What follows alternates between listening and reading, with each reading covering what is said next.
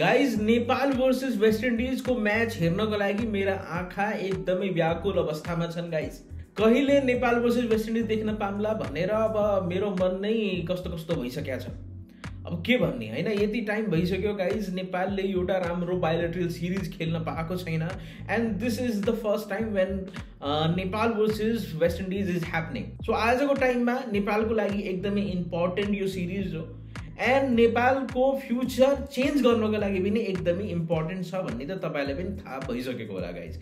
And second thing कि शारजाको त्यो stadium guys जहाँ हामीले विभिन्न देशहरू गएर त्यहाँ हामीले खेलेको देख्न सक्छौँ, डेस्टिनेसनहरू त्यहाँ चाहिँ हाम्रा नेपाली प्लेयर्सले खेल्ने छन् एन्ड त्यो पनि वेस्ट इन्डिजको साथमा। So it is going to be a big big big match हैन, अब त्यसमा कुनै शङ्का छैन। एन्ड हाइप जति बन्नुपर्ने हो यो म्याचको अलरेडी बनिसकेको छ गाइज। एन्ड हामी युट्युबमा भएका हैन, अब सोसियल मिडियामा भएकाले पनि हैन यसको बारेमा हामीले प्रचार प्रसार गरिरहेका छौँ, द्याट इज अनदर थिङ हैन। एन्ड नेपाली प्लेयर्सहरूले पनि, नेपाली टिमका प्लेयर्सहरूले पनि यसको प्रचार प्रसारमा एकदम लागिरहेको छ, त्यस्तो हामीले देख्न सक्छौँ हैन।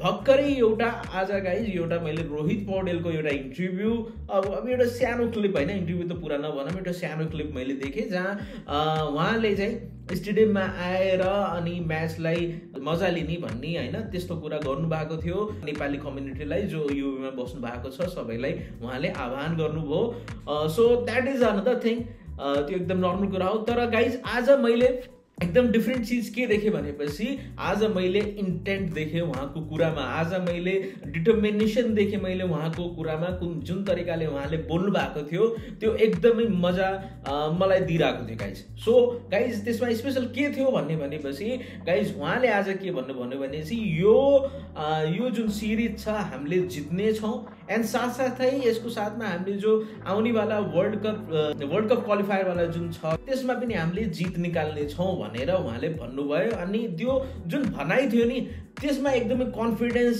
हामीले देखिरहेको थियो क्या। त त्यही भएर मलाई के लाग्छ भनेपछि अहिले चाहिँ रोहित पौडेलको जुन एउटा द वे अफ टकिङ अलिकति जुन कन्फिडेन्समा देखेँ होइन, मलाई त एकदमै मन पर्यो गाइज हैन। एन्ड आई फिल कि उहाँको कुरा चाहिँ एकदमै राइट हुनेवाला छ। सायद सिरिज नजिते पनि एउटा म्याच जिते पनि यार बाँकीमा टक्कर दिए पनि म तब पनि खुसी छु कि म, तर म्याच चाहिँ जित्नु पर्यो क्या। म्याच जित्यो भनेपछि के छ भनेपछि हामीले एउटा डेस्टिनेसनलाई हराउन पर्छ भनेर जुन एउटा कुरा छ होइन, डेस्टिनेसन बन्नको लागि पनि त्यहाँ चाहिँ हामीले एउटा प्लस आफ्नो पोइन्ट ल्याउने छौँ। सो द्याट्स वाइ होइन यो चाहिँ सिरिज एकदमै इम्पोर्टेन्ट छ एन्ड हामीले यहाँ जसरी भए पनि म्याचमा जित निकाल्नु छ guys. So I am happy with Rohit पौडेलको कुराले होइन। तर अब मैदानमा आएर कसरी खेल्नेछन् के गर्नेछन् त्यो त अब टाइमले भन्ने छ। 27, 29 अनि 30 तारिकमा म्याच छ एन्ड अहिले केटाहरू चाहिँ एकदमै प्रयास गरिरहेका छन्, प्र्याक्टिस गरिरहेका छन्। एन्ड जसरी कि रोहित पौडेलले पनि आज भन्ने कि हाम्रा सबै खेलाडीहरू एकदम सेपमा छन्, एकदमै तन्दुरुस्त फिट एकदम जबरजस्त छन्, आदिल आलम टिममा आइसकेका छन्। So it is going to be different team होइन, डिफ्रेन्ट तरिकाले कसरी जानेछ। एन्ड स्टुअर्ट लको कोचिङमा रोहित पौडेलको कप्तानीमा कुन तरिकाले एक नयाँ हिसाबले चल्ने छ गाइज त्यो त अब हेर्न बाँकी नै छ गाइज। सो तपाईँहरू कति धेरै एक्साइटेड हुनुहुन्छ यो म्याचको लागि एन्ड या तपाईँहरू स्टेडियममा गएर हेर्नुहुन्छ या तपाईँ टिभीमा हेरेर यसको मजा लिनुहुन्छ गाइज, प्लिज कमेन्ट अवश्य गरिदिनु होला।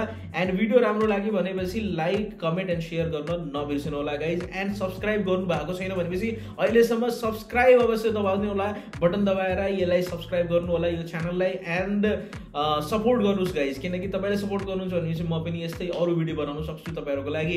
So please keep supporting, keep watching my worse.